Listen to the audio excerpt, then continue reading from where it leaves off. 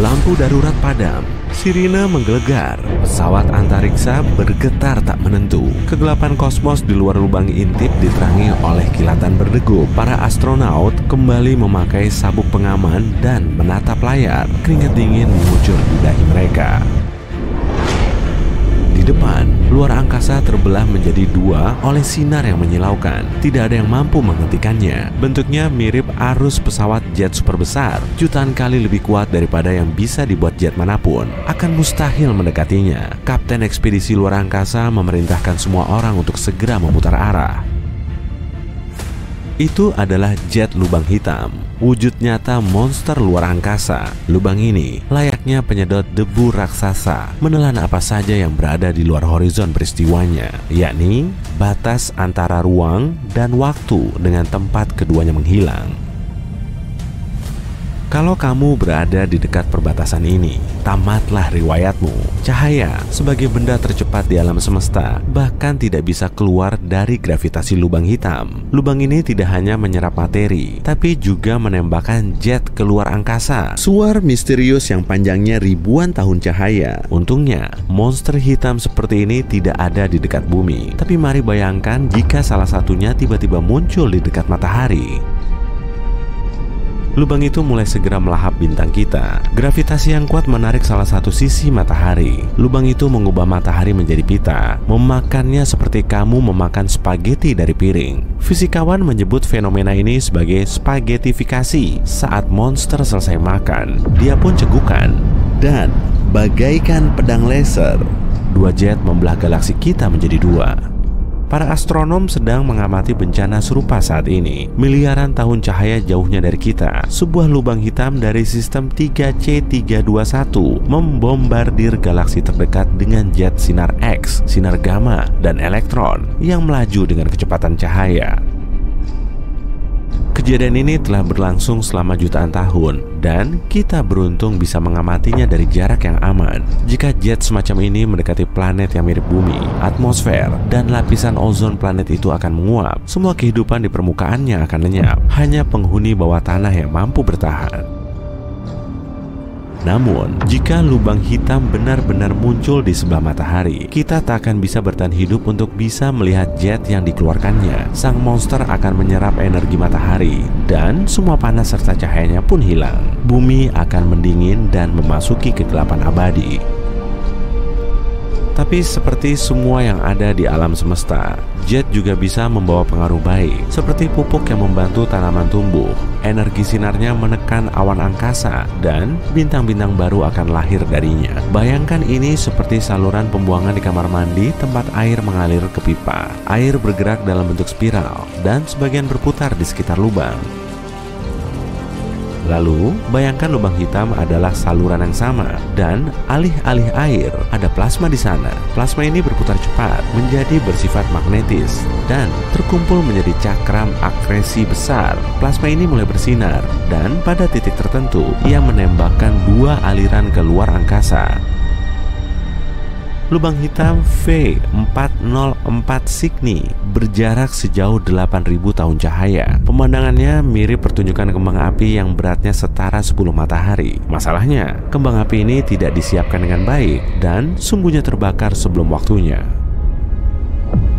Lubang ini ditenagai oleh gas dari bintang terdekat, memberikan muatan tak terbatas bagi kembang api luar angkasa itu. Jet dari V404 Cygni bukan hanya menembak dari kedua kutubnya, melainkan dari segala arah. Cakram selebar 7 matahari berputar mengelilingi lubang hitam ini. Bagian dalam cakram ini bergoyang-goyang seperti gasing yang hendak berhenti berputar dan jatuh. Para ilmuwan meyakini goyangan dan pancaran acak ini disebabkan oleh distorsi rangkaian ruang dan waktu. Bukan cuma lubang hitam yang tahu caranya menampilkan pertunjukan luar angkasa. Pesaing utamanya adalah semburan sinar gamma.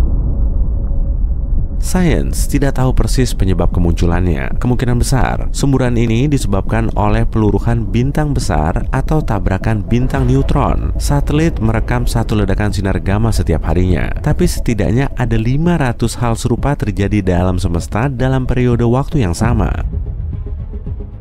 Seorang astronom amatir yang baru pertama melihat alam semesta mungkin merasa dirinya bagai bintang film di karpet merah. Tapi bukan dibutakan oleh cahaya kamera jurnalis dan penggemar, dia akan dibutakan oleh semburan sinar gamma yang konstan. Jika semburan ini terjadi di dekat bumi, planet kita akan terasa seperti lilin di badai salju.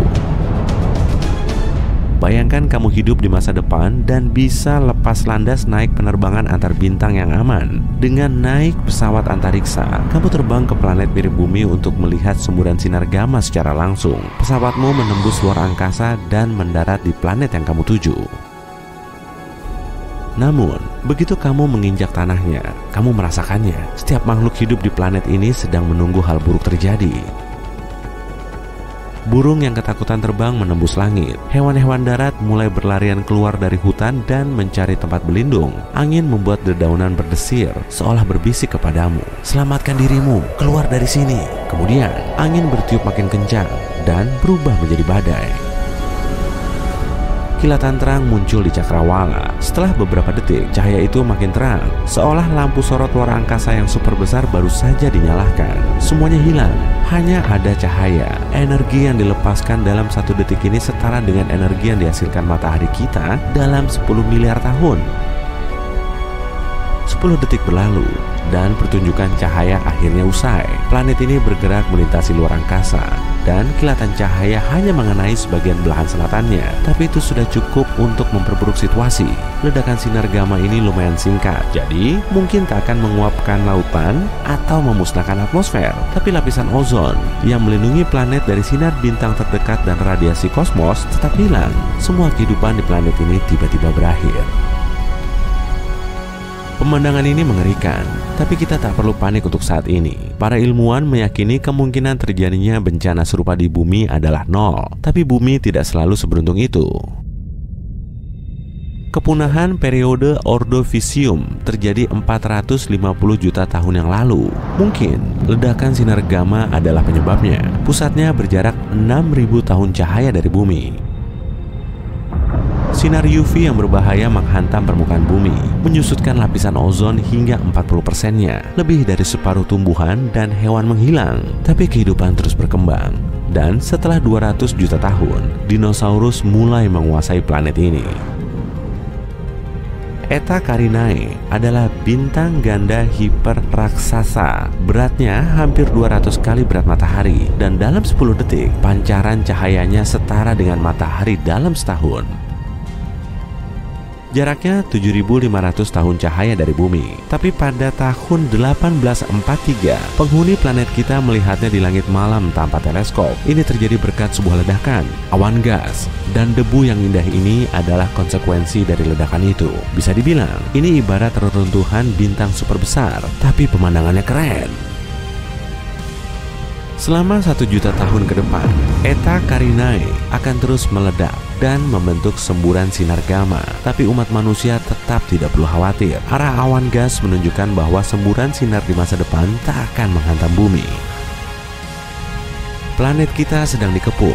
Saat ini, 30 juta benda antariksa dengan ukuran bervariasi dari sebutir pasir hingga seukuran mobil tengah terbang menuju bumi. Tapi atmosfer kita membakar semua penyusup ini. Para ilmuwan terus memantau luar angkasa, dan mereka belum menemukan satupun batu luar angkasa yang berpotensi membahayakan umat manusia. Tapi itu bukan berarti tidak ada sama sekali. Rata-rata, sebuah asteroid besar tiba di bumi setiap 2 juta tahun sekali. Ini adalah permukaan bulan, Mars, dan Merkurius. Kawah menyelimuti ketiganya seperti lubang keju. Ini adalah jejak asteroid yang telah membombardir permukaannya selama jutaan tahun.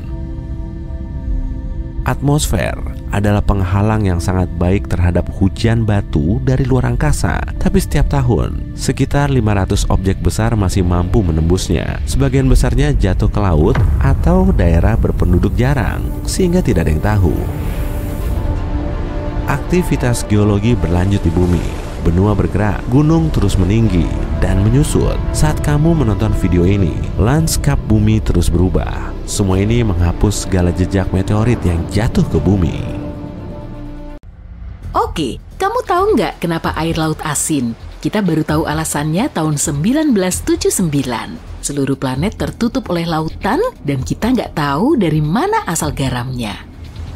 Awalnya, manusia mengira sungailah penyebabnya, karena sungai bisa membawa endapan dan bahan kimia ke perairan tenang itu. Baru di akhir 1970-an, ketika ilmuwan menemukan yang disebut black smoker atau cerobong asap bawah laut, kita sadar inilah penyebab rasa asin pada air laut. Sebenarnya ini adalah lubang-lubang hidrotermal yang terletak di sepanjang punggung tengah samudra. Black smoker dihasilkan dari sedimen besi sulfida di kedalaman inti bumi. Kamu ingat dinosaurus? Aku sih enggak, aku belum ada waktu itu. Tapi dinosaurus sudah lama sekali punah dan kepunahannya itu sudah lama sekali menjadi perdebatan di kalangan komunitas ilmiah sampai sekitar tahun 1991 di tahun ditemukannya kawah Chicxulub. Ini adalah sebuah lubang besar yang berlokasi di bawah semenanjung Yucatan di Meksiko. Banyak pihak mengklaim kawah ini terbentuk ketika asteroid raksasa menghantam bumi. Materi tertua yang pernah ditemukan di planet kita ternyata lebih tua dibanding umur seluruh tata surya kita. Meteorit Murchison jatuh di Australia di bulan September 1969. Tapi penemuan hal mengejutkan ini terjadi setelah analisis lebih baru dari puing-puingnya yang baru dilakukan tahun 2020. Tahu nggak, ada terumbu karang pencakar langit yang tersembunyi di bawah samudra? Wah, aku juga baru tahu. Di tahun 2020, satu tim ilmuwan Australia menemukannya ketika memetakan Great Barrier Reef bagian utara. Tingginya 500 meter yang kalau dipikir-pikir lebih tinggi dibanding gedung Empire State. Dan di sana nggak ada lift. Apa kamu tahu bagaimana gunung-gunung terbentuk? Kita belum memahami itu sampai tahun 1966. Dan itu juga terkait gempa bumi serta gunung berapi. Coba pikir, kita sudah mengirim manusia ke ruang angkasa sebelum mengerti bagaimana dan kenapa bumi tempat kita berpijak bergerak. Baru di tahun 1966, seorang ilmuwan bernama J. Tuzo Wilson menerbitkan makalah dalam jurnal Nature di mana dia menjelaskan bahwa benua dan samudra terus-menerus bergerak. Dia juga menulis tentang aktivitas tektonik yang berisi hal-hal seperti gempa bumi dan bagaimana gunung-gunung muncul di permukaan bumi. Sampai tahun 2021, kita belum memetakan urutan genom manusia sepenuhnya. Konsep tentang DNA pertama kali dipresentasikan oleh ilmuwan Swiss di tahun 1869. Tapi ilmuwan masih belum paham mengenai struktur fisik DNA sampai Rosalind Franklin dan Raymond Gosling memfotonya dan menemukan bentuknya mirip dua helaian yang berpilin. Pernah penasaran apa organisme hidup terbesar di dunia? Para ilmuwan juga sudah lama penasaran sebab mereka baru menemukannya di tahun 2000. Organisme itu adalah jamur yang hidup sekitar 1 meter di bawah tanah tapi diperkirakan membentang sejauh 9 km persegi. Berlokasi di hutan nasional Malheur di Blue Mountains, Oregon Timur, jamur ini diberi nama jamur madu. Sampai tahun 2002, kita belum tahu apa yang berada di pusat galaksi kita Bima Sakti. Kita tahu kita berotasi mengelilingi sesuatu, tapi dibutuhkan waktu sampai abad ke-21 untuk mengetahui bahwa ini adalah lubang hitam supermasif dengan massa 4 juta kali lebih besar dari matahari kita yang terletak di area Bima Sakti bernama bintang Sagittarius A. Penemuan itu terjadi setelah kita menemukan alarm asap inframerah. Hampir nggak kebayang deh kalau aku harus bepergian jarak jauh tanpa koper beroda, tapi koper ini belum ada sampai tahun 1970. Kalau dipikir-pikir, para astronot yang pergi ke bulan harus benar-benar menggendong bawaan mereka di dalam pesawat antariksa dong ya. Permintaan paten untuk koper beroda Amerika Serikat dikabulkan tahun 1972, tapi terus terang, koper-koper beroda pertama belum begitu bisa diandalkan. Produk ini bermasalah, bergoyang-goyang dan jungkir balik sebab koper besar dipasang di atas bagian dasar beroda sempit. Jika kamu melihat foto-foto bintang film tahun 1940-an, akan tampak rambut mereka rapi dan disisir ke belakang. Tahu nggak, berdasarkan penemuan terkini, orang Mesir kuno pun memakai bahan pembentuk rambut. Tapi kalau kamu pikir mereka pakai gel rambut, kamu salah. Sebab gel rambut baru ditemukan tahun 1960-an.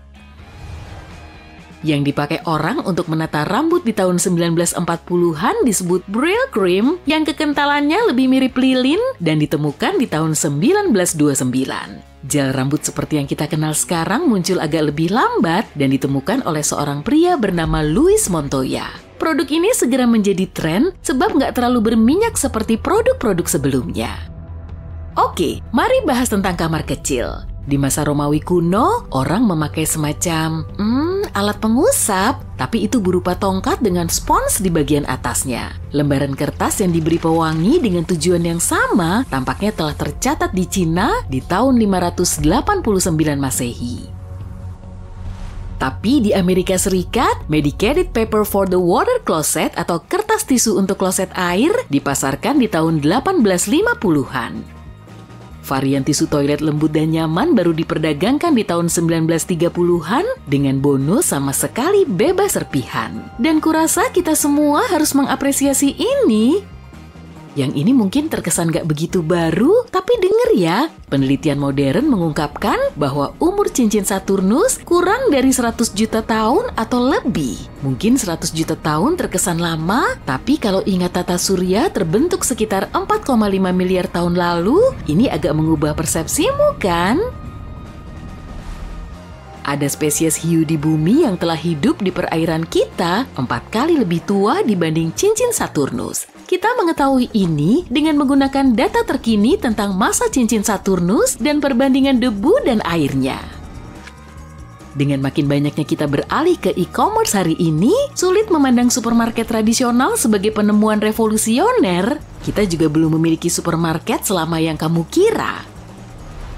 Apa kamu tahu bagaimana supermarket pertama muncul? Di tahun 1916, pemilik toko bernama Clarence Saunders butuh solusi agar pekerjaannya tidak terlalu merepotkan. Karena waktu itu, berbelanja berarti dia harus mengambil semua produk dari lorong dan bahkan mengantarkannya kepada pembeli. Maka dia berpikir tentang tata letak toko baru dengan tempat masuk pintu putar. Orang bisa melihat-lihat toko dalam satu arah dan dia juga memastikan mereka melewati semua produk yang tersedia. Pembeli bisa memilih barang sendiri dan harus membawa pulang belanjaan mereka. Pemilik toko itu bisa menurunkan harga dengan efisiensi yang meningkat karena bisnisnya butuh lebih sedikit orang. Apa kamu tahu kalau di Amerika Serikat masih ada negara bagian di mana memakai sabuk pengaman gak diwajibkan? Secara historis, memakai sabuk pengaman bersifat sukarela, tapi masyarakat tetaplah masyarakat dan keselamatan harus ditegakkan. New York adalah negara bagian pertama yang mengesahkan undang-undang yang mengharuskan pemakaian sabuk pengaman saat berkendara, tapi baru sejak tanggal 1 Desember 1984. Tetap saja, sampai saat ini di New Hampshire belum ada undang-undang tentang hal ini. Alat pembuka kaleng modern dengan roda berputar pertama kali diperkenalkan ke pasar tahun 1870. Mungkin itu nggak luar biasa, tapi kayaknya aneh mengingat saat itu makanan kaleng sudah tersedia selama beberapa dekade. Sebelum penemuan ini, kita biasanya membolongi bagian atas kaleng di dekat tepi luar dengan tatah dan palu. Kamu jadi bisa dapat makanan sekaligus olahraga. Apa kamu tahu bahwa standar waktu baru disahkan secara hukum di tahun 1880? Sistem yang sekarang kita pakai, GMT atau Greenwich Mean Time, bahkan lebih lambat menjadi praktik umum di kebanyakan negara, yaitu sekitar akhir tahun 1920-an. Kita biasa memperkirakan jam dengan melihat posisi matahari di langit. Lalu, kita berevolusi dengan menggunakan jam, tapi jam juga masih tergantung pada posisi matahari di kota atau desa tertentu. Itu berarti, waktu bisa agak berbeda antara dua masyarakat yang bertetangga.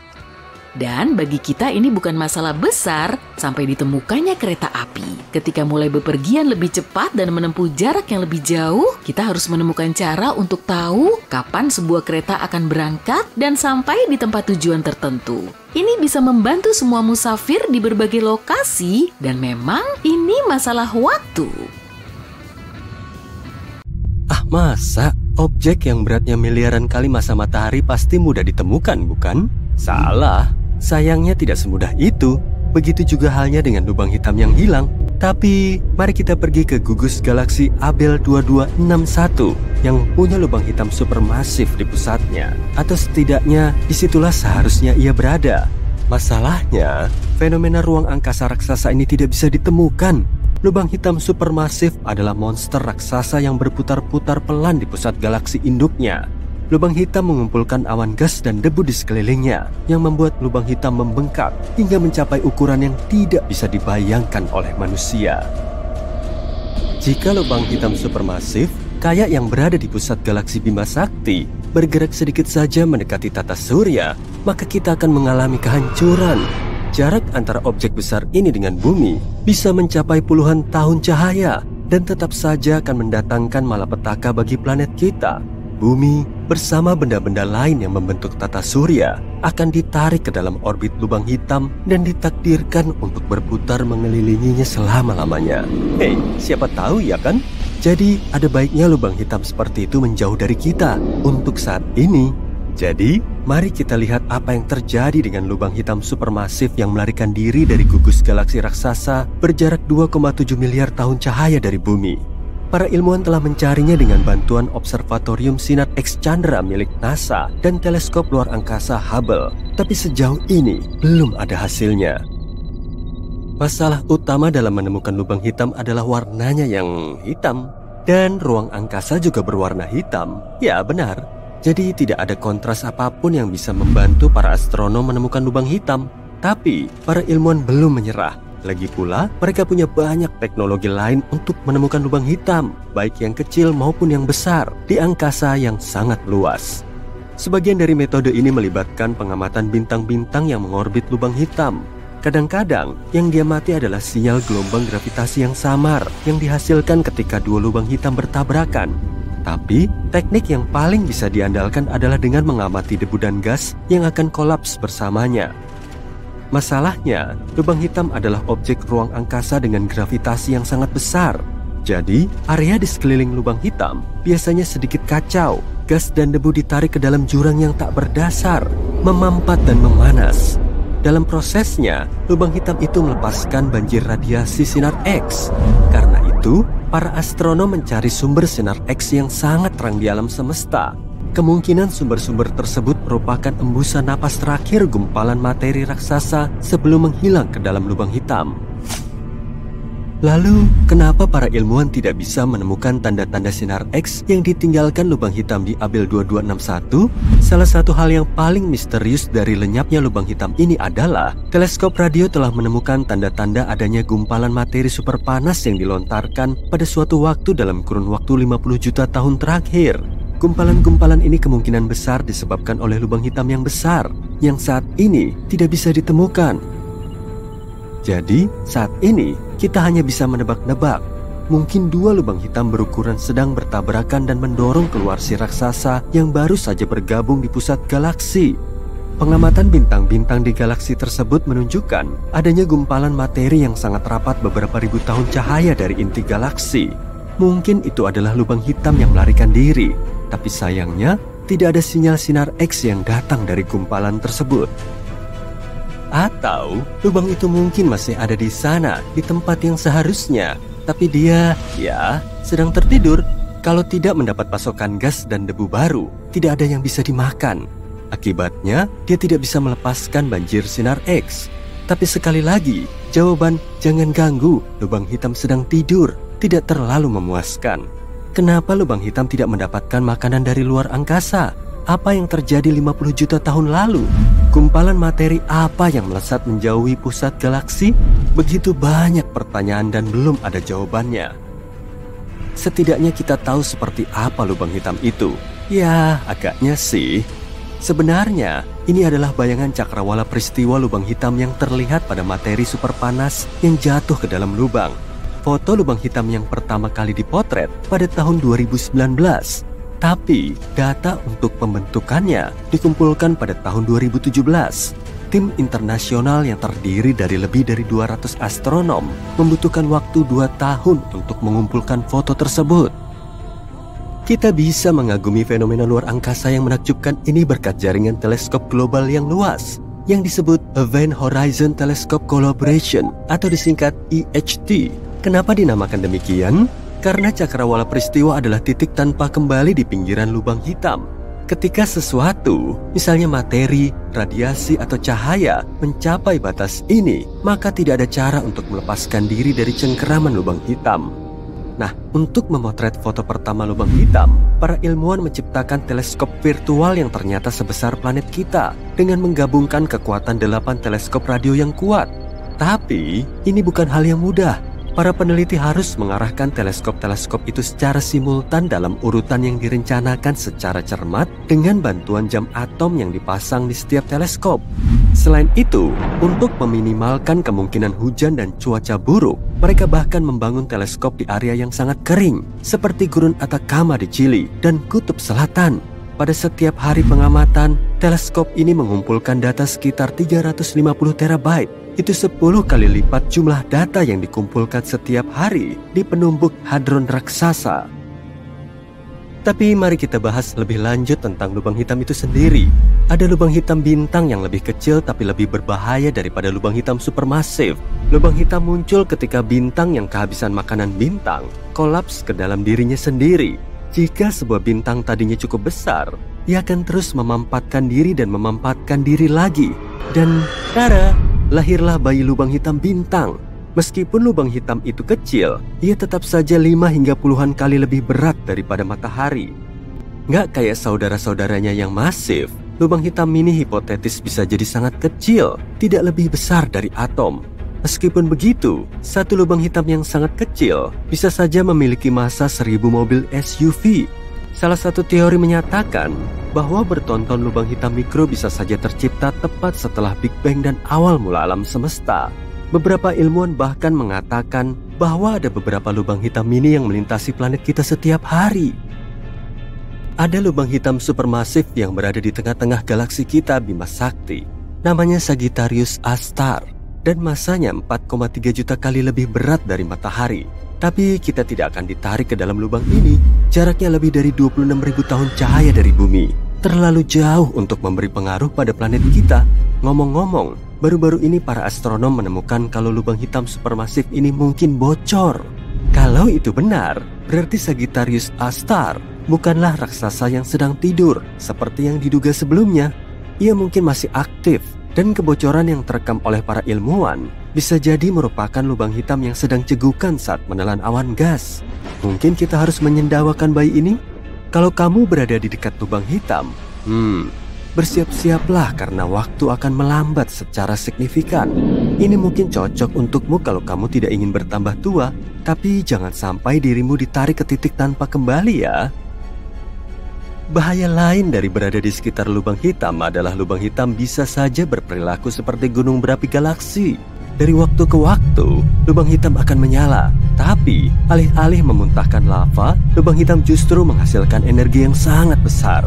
Energi tersebut membuat lubang menganga di materi dan gas di sekelilingnya. Beberapa waktu lalu, para ilmuwan menemukan salah satu kawah terbesar di alam semesta.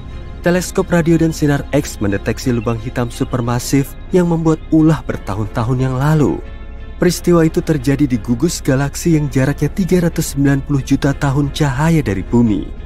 Kawah yang ditinggalkannya, yang sebenarnya merupakan lubang akibat gas panas di gugus tersebut, bisa memuat 15 galaksi Bima Sakti. Oke, aku nggak habis pikir. Aku pamit dulu ya. Jadi begini, sesuatu pasti akan terjadi yang dapat memengaruhi segala sesuatu yang pernah kita ketahui tentang ruang dan waktu. Kamu pernah mendengar tentang lubang hitam kan? Fenomena yang lebih padat dari kehidupan yang biasanya ada di pusat galaksi. 2 di antaranya yang terletak 9 miliar tahun cahaya dari bumi diperkirakan akan saling bertabrakan. Astaga, aku nggak ingin berada di sana untuk melihatnya. Yuk kita luruskan satu hal, lubang hitam adalah benda yang paling kuat di seluruh alam semesta yang kita ketahui. Jika mereka memutuskan untuk melakukan Revenge of the Sith pada kita akan hancur. Lubang hitam dulunya adalah bintang masif yang mengalami supernova, yang berarti bintang itu runtuh ke dalam dirinya sendiri dan besarnya ledakan menciptakan lubang hitam sebagai gantinya. Ngomong-ngomong, lubang hitam tidak menarik benda-benda ke dalam seperti penyedot debu, itu hanya mitos yang populer. Katakanlah kita mengganti matahari dengan lubang hitam di pusat tata surya, tidak banyak yang akan berubah, kecuali mungkin kita semua akan membeku. Tapi lubang hitam bisa melakukan hal yang jauh lebih buruk daripada menjadi seperti penyedot debu. Lubang hitam bisa menghapus alam semesta itu sendiri. Jika lubang hitam mengikuti garis waktu normal, maka ia akan mengalami proses pembentukan hingga lenyap sama sekali. Tapi proses ini sangat-sangat lambat, butuh miliaran dan miliaran tahun sebelum lubang hitam kehilangan masanya sama sekali. Hal itu terjadi karena lubang hitam terus-menerus kehilangan masanya setiap detik. Lubang hitam memancarkan masanya seperti teko teh yang mendidih dan kehilangan airnya sebagai uap. Tapi segala sesuatunya jarang berjalan sesuai rencana, baik dalam kehidupan kita maupun tampaknya di alam semesta itu sendiri. Jadi tidak terlalu mengejutkan jika kita mengetahui ada dua lubang hitam yang sedang dalam perjalanan menuju kehancuran. Itulah yang ditemukan oleh para ilmuwan baru-baru ini. Anggap saja ini adalah salah satu alasan kenapa komunitas ilmiah sedikit panik. Pertanyaan pertama yang muncul di benakku adalah, apa artinya hal itu bagi kita manusia? Pemusnahan total? Tidak perlu sedramatis ini. Skenario terbaiknya kita akan mengalami pengalaman seperti di Interstellar. Aku ikut dong. Yuk kita mundur sedikit untuk memahami bagaimana hal ini bisa terjadi. 45 tahun yang lalu, sekelompok ilmuwan mulai memperhatikan perilaku aneh yang datang dari galaksi yang sangat jauh. Galaksi tersebut berada pada jarak 9 miliar tahun cahaya dan nama ilmiahnya sangat rumit. Tapi kita sebut saja galaksi itu galaksi super jauh ya. Kamu mungkin bertanya-tanya, gimana para ilmuwan bisa mengamati lubang hitam yang sangat jauh ini kalau dia tidak memancarkan cahaya? Pertanyaan yang bagus, itu karena lubang hitam mengumpulkan piringan gas di sekelilingnya dan memancarkan sebagian materi ini ke ruang angkasa. Semburan ini bisa dideteksi dari jarak jutaan tahun cahaya. Jika semburan gas panas ini diarahkan ke ruang angkasa, maka para ilmuwan memberi nama khusus untuk lubang hitam ini, yaitu blazar. Salah satu blazar yang menarik perhatian dunia akhir-akhir ini namanya panjang, tapi kita sebut saja Andy. Bayangkan kamu seorang ilmuwan di Caltech dan kamu sedang mengamati blazar di teleskop radiomu, kamu melihat perilakunya yang aneh. Kecerahannya naik turun seperti detak jam. Pada awalnya kamu tidak mengerti apa yang terjadi di sana di sudut galaksi yang jauh, tapi kemudian kamu menyadari pasti ada lubang hitam lain yang mengitari lubang hitam pertama. Dengan kata lain, para ilmuwan menemukan bahwa Andy sedang diorbitkan oleh blazar lain, Gomer. Keteraturan kelap-kelip keduanya hanya bisa berarti bahwa keduanya sudah mendekati kehancuran total. Lebih parah lagi, masing-masing dari kedua blazar tersebut diperkirakan bermasa beberapa ratus juta kali masa matahari. Pernahkah kamu melihat matahari kita? Itu sangat besar, masanya 333.000 kali masa bumi. Artinya kita ditakdirkan untuk menghadapi sesuatu yang di luar kemampuan kita. Ini bukan pertama kalinya para ilmuwan mendeteksi kejadian seperti ini. Bulan September 2015, Observatorium LIGO mendeteksi tabrakan dua lubang hitam. Masing-masing lubang hitam itu seberat 30 matahari, setara dengan 3 masa matahari dilepaskan ketika mereka bertabrakan. Dan coba tebak, gelombang gravitasi ini melewati bumi dengan kecepatan cahaya, tapi kita tidak terlalu terpengaruh olehnya. Mungkin kamu sedang tidur dan merasakan sesuatu yang aneh di udara, tapi tidak ada hal signifikan yang terjadi pada kita sebagai spesies atau pada planet kita. Tapi itu karena ledakannya lemah. Masalahnya tabrakan yang diperkirakan terjadi antara Andy dan Gomer akan mengirimkan gelombang gravitasi yang belum pernah terjadi sebelumnya ke seluruh galaksi. Dan gelombang itu akan mencapai tata surya. Tapi apa yang sebenarnya bisa dilakukan oleh gelombang kejut ini? Ini bisa menghentikan matahari melepaskan gas selama beberapa menit, yang berarti berhenti memanaskan tata surya. Jadi katakanlah kamu sedang menikmati hari di musim panas, tiba-tiba atmosfer membeku selama beberapa detik. Kedengarannya nggak terlalu menyenangkan kan?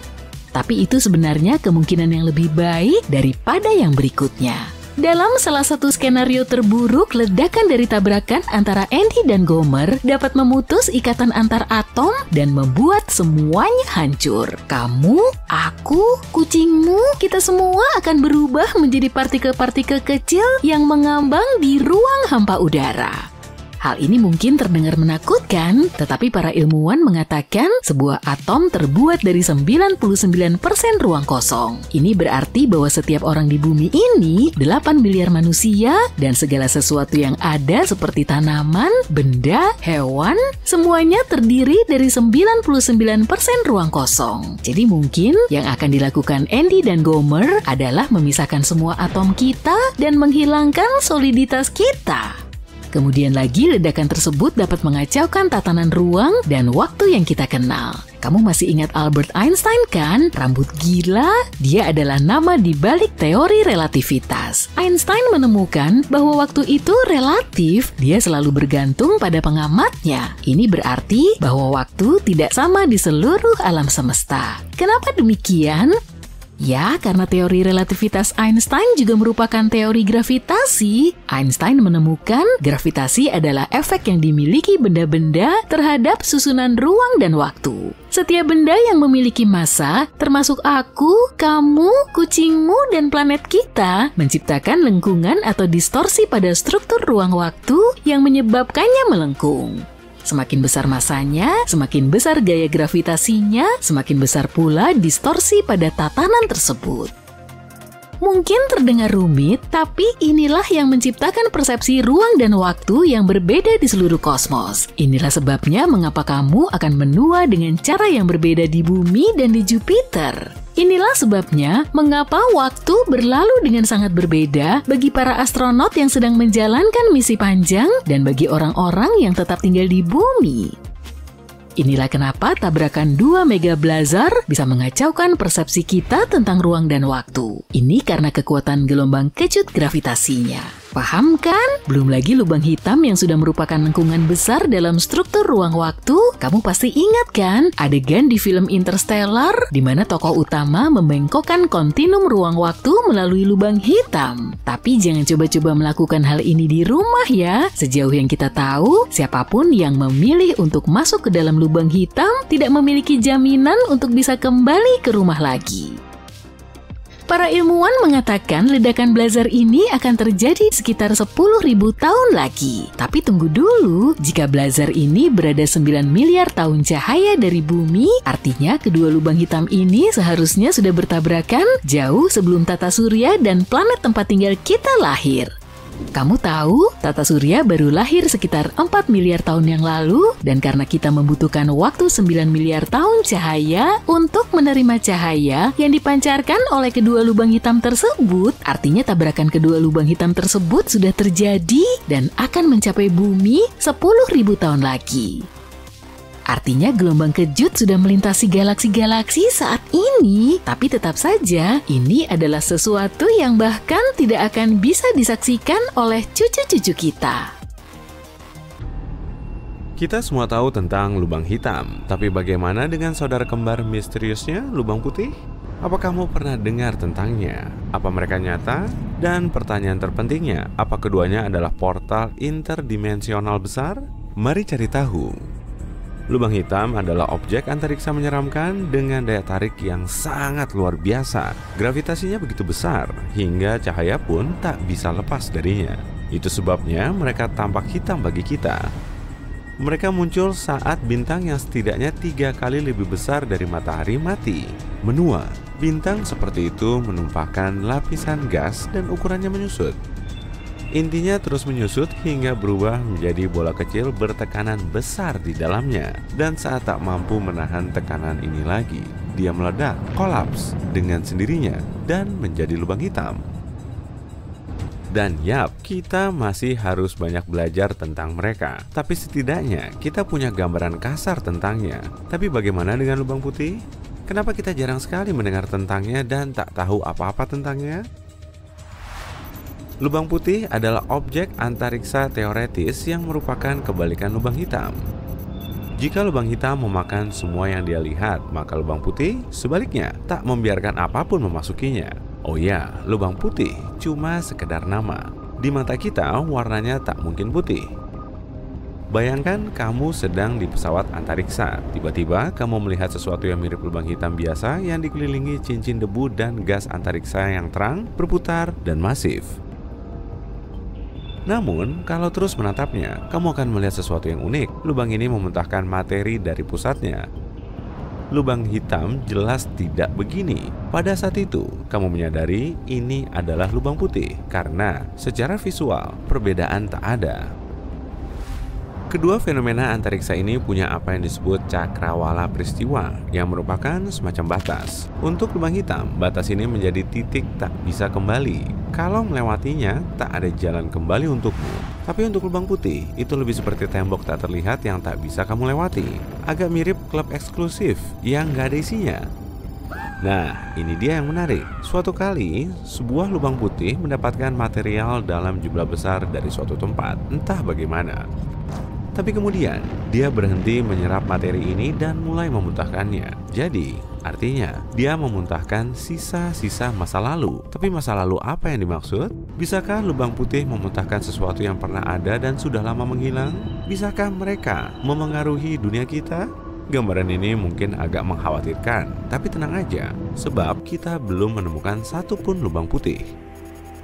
Mungkin karena pengetahuan kita tentang antariksa sangat sedikit. Pada abad ke-20, Albert Einstein dan teori relativitas umumnya menghantam fisika seperti tsunami. Dia menemukan sesuatu yang luar biasa, yaitu gravitasi, sebagai kekuatan perkasa yang tak terlihat, mampu membengkokkan ruang dan waktu. Penemuan ini merupakan suatu terobosan. Saat itulah para ilmuwan pertama kali berteori tentang keberadaan lubang hitam. Tapi mereka butuh lebih dari 40 tahun untuk memahami objek antariksa ini, atau bahkan membuktikan keberadaannya. Baru belakangan ini kita melihat foto pertama lubang hitam yang terletak di pusat galaksi M87. Kamu mungkin mengingatnya, banyak orang menertawakan fakta bahwa itu terlalu buram. Tapi kita harus memberi penghargaan lebih kepada para ilmuwan. Foto ini diperoleh lewat kerjasama internasional antara stasiun antariksa dan 8 teleskop darat. Jadi, pada dasarnya kita butuh upaya dan sumber daya yang besar untuk mendapatkan bukti kecil tentang keberadaan lubang hitam. Pantas saja kita masih belum menemukan saudara kembarnya. Namun, di sisi lain, banyak ilmuwan kini berpikir bahwa lubang putih bahkan mungkin tidak nyata. Untuk waktu yang lama, lubang putih adalah kesimpulan logis dari teori relativitas. Jika lubang hitam ada, kenapa lubang putih tidak muncul di alam semesta? Namun, baru-baru ini, para ilmuwan mulai mempertanyakan apakah lubang putih itu mungkin ada. Kita tahu cara lubang hitam lahir, tapi agar lubang putih muncul, seluruh proses ini perlu dibalik. Itu sama sekali nggak masuk akal. Kita bisa mengambil sebutir telur dan mengubahnya jadi telur dadar. Tapi bagaimana kita mengubah telur dadar menjadi telur utuh? Dan bukan cuma tentang makanan. Pada awalnya, segala sesuatu di alam semesta punya bentuk yang jelas dan pasti. Kemudian, seiring waktu, semua menjadi makin kacau. Ini adalah salah satu hukum statistik alam semesta. Selain itu, sepertinya lubang putih tak mungkin bertahan lama. Mereka akan membuang banyak massa dan materialnya ke luar angkasa. Semua ini akan berkumpul di sekitarnya, sampai akhirnya sebuah lubang putih akan kolaps dan membentuk lubang hitam lainnya. Siklus yang aneh. Tapi seperti inilah prosesnya kalau kita memakai akal sehat. Tapi kita semua tahu bahwa alam semesta terlalu keren untuk otak kita yang kecil dan sederhana. Ada begitu banyak hal di dalamnya yang tak masuk akal, tapi ternyata ada. Beberapa fisikawan mencoba mengembalikan lubang putih ke pusat perhatian ilmiah. Argumen utama mereka dimulai dengan pertanyaan, apa yang terjadi pada objek yang memasuki lubang hitam? Mereka tak mungkin menghilang begitu saja. Menurut fisika, tak ada materi di alam semesta yang bisa berubah menjadi ketiadaan begitu saja. Materi itu tak pernah hilang, hanya berubah. Jadi, apa yang terjadi di dalam lubang hitam? Apa yang terjadi pada lubang hitam itu sendiri saat usianya habis? Dan bagaimana lubang putih lahir? Seperti yang mungkin sudah kamu duga, semua pertanyaan ini mungkin punya satu jawaban. Kedua lubang itu pasti saling berhubungan, dan keduanya bahkan mungkin semacam portal. Agar teori ini benar, kita perlu melanggar persamaan relativitas umum. Dan kita tahu bahwa teori Einstein telah dianggap tak bisa diganggu-gugat selama bertahun-tahun. Tapi ada fakta seru, kita akhirnya menantang teori itu di tahun 2022. 3 ilmuwan mendapatkan hadiah Nobel untuk membuktikan bahwa Einstein banyak salah dan alam semesta jauh lebih rumit dari yang kita duga. Dengan kata lain, lubang putih bisa jadi nyata. Mereka mungkin agak gila dan tak bisa kita pahami, tapi keberadaannya masih mungkin ada. Kalau benar, bagaimana cara kerjanya?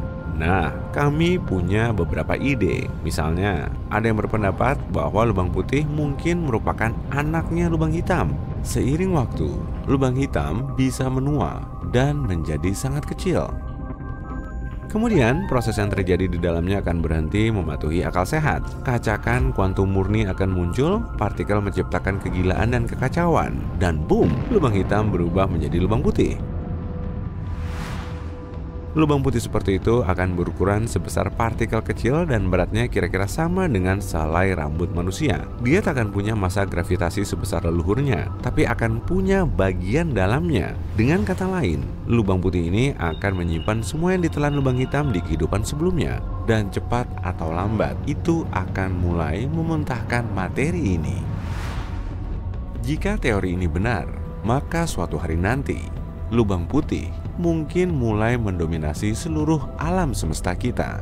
Ini bisa terjadi saat semua bintang mati dan semua lubang hitam mengering. Tapi itu masih akan terjadi lama sekali, sekitar triliunan tahun di masa depan. Alam semesta mungkin tak bertahan selama itu.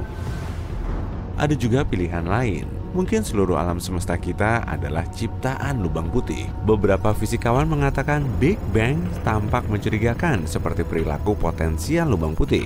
Keduanya sangat mirip secara matematis. Dan siapa tahu, mungkin mereka benar. Bagaimanapun, ada banyak hal di alam semesta yang belum kita ketahui. Dan mungkin kelak, kita akan menemukan rahasia si kembar ini. Semoga mereka memang punya portal interdimensional yang keren. Monster gelap dan selalu lapar hidup di seluruh alam semesta. Monster ini lahir saat bintang besar meledak di luar angkasa. Besar lubang hitam yang seberat bumi hanya seukuran bola pingpong. Lubang hitam tidak punya permukaan, tapi gravitasinya sangat kuat sampai cahaya pun tidak bisa lolos. Lubang hitam juga tidak punya batasan fisik seperti membran. Horizon peristiwa yang paling mirip batasannya merupakan pintu yang jika dilewati, kamu tidak akan bisa keluar lagi. Bagi sebuah bintang, memasuki lubang hitam biasanya berakhir menjadi pertunjukan cahaya spektakuler dan kehancuran. Para astronom hanya tahu satu bintang yang berhasil lolos setelah berhadapan dengan lubang hitam seberat 400.000 matahari.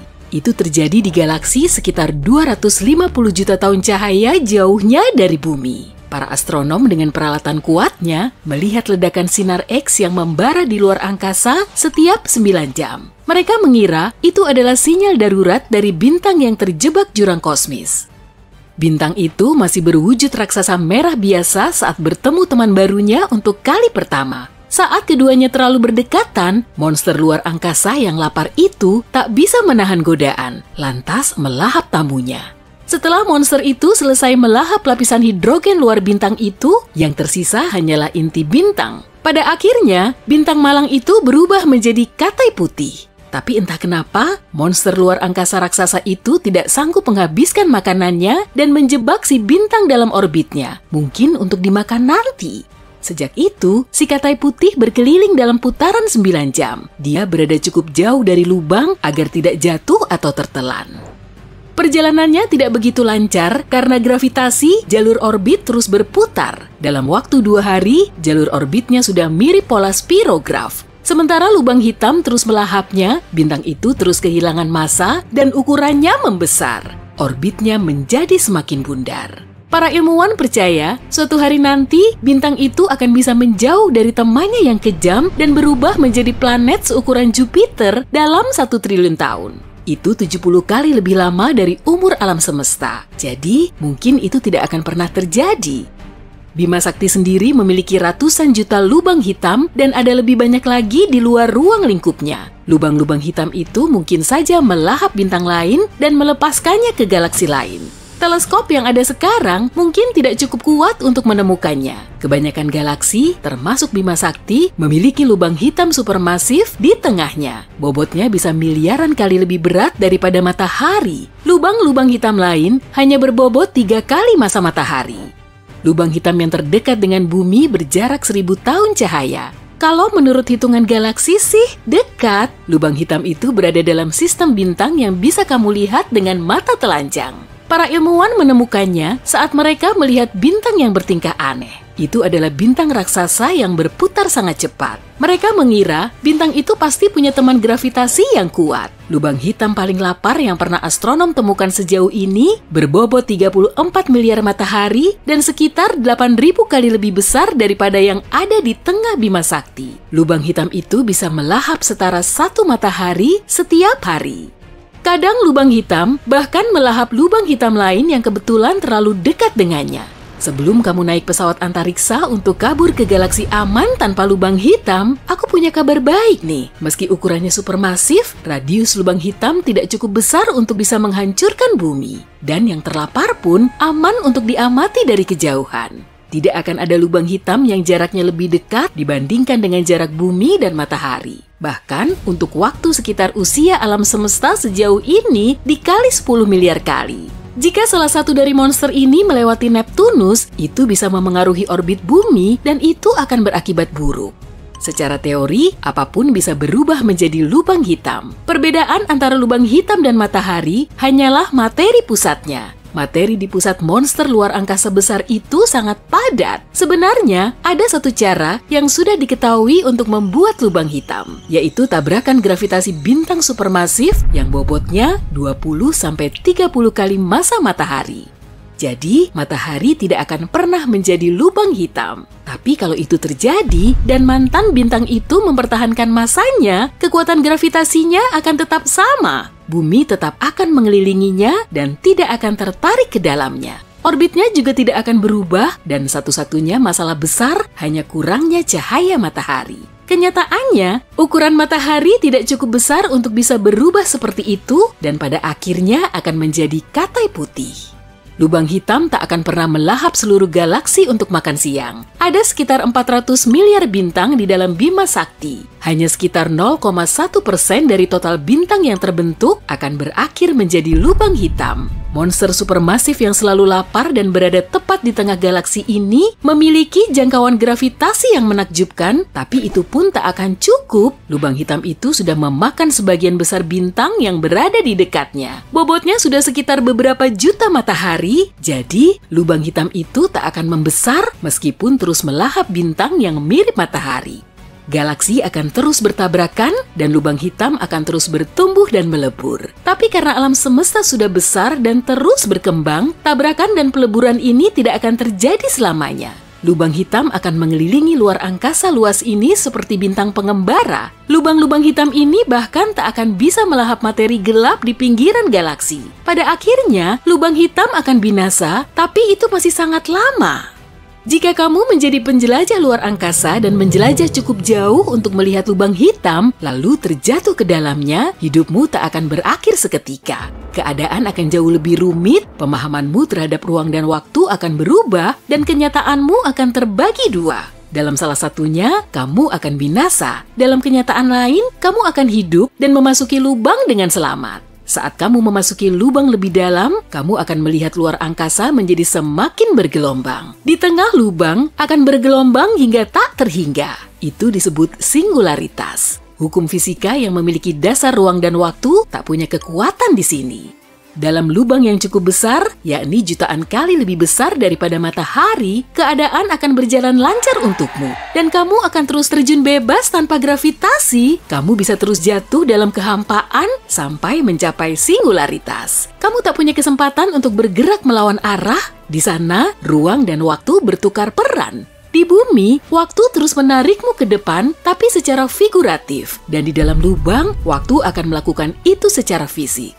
Dalam lubang yang lebih kecil, gaya gravitasi akan lebih kuat di kaki daripada di kepalamu. Itu sebabnya kamu mengalami spagetifikasi. Itulah sebutan para ilmuwan untuk proses ketika kamu tertekan secara horizontal dan meregang secara vertikal seperti spaghetti karena gravitasi lubang hitam yang besar. Bicara soal spaghetti, kenapa lubang hitam mirip makan malam orang Italia ya? Karena begitu tubuhmu melewati horizon peristiwa, kamu pun mengalami proses spaghettifikasi yang rasanya pasti kurang enak dan bikin kepalamu fusili.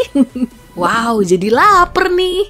Sementara itu, kalau kamu punya teman penjelajah luar angkasa yang entah bagaimana tidak masuk lubang hitam, semua itu akan terlihat berbeda bagi mereka. Mereka akan melihatmu meregang dan melebar seperti tampilan dalam kaca pembesar. Semakin dekat kamu ke tepi lubang, kamu makin merasa seperti bergerak dalam gerakan lambat. Lalu, kamu akan membeku dan api akan mengelilingimu. Kamu akan berada di dua tempat pada waktu yang sama, menjalani takdir berbeda, tapi dirimu tetap akan ada satu. Seperti inilah lubang hitam mengajari kita bahwa tidak ada yang nyata. Kenyataan bisa berbeda-beda bagi siapa saja.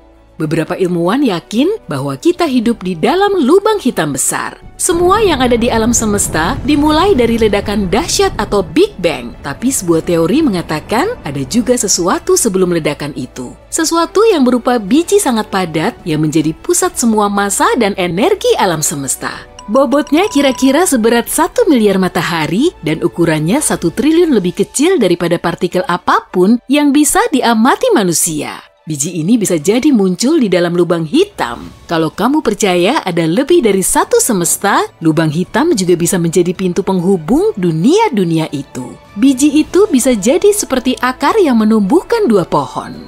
Kamu tidak bisa melihat lubang hitam secara langsung karena lubang hitam tidak memancarkan cahaya. Dahulu, para ilmuwan hanya bisa mengamati lubang hitam dari apa yang dilakukannya terhadap sekitarnya. Saat lebih dari 200 ilmuwan di seluruh dunia bekerja sama, mereka berhasil mengambil foto pertama dari keanehan luar angkasa itu. Jika digabungkan, peralatan yang mereka gunakan akan sekuat teleskop seukuran bumi.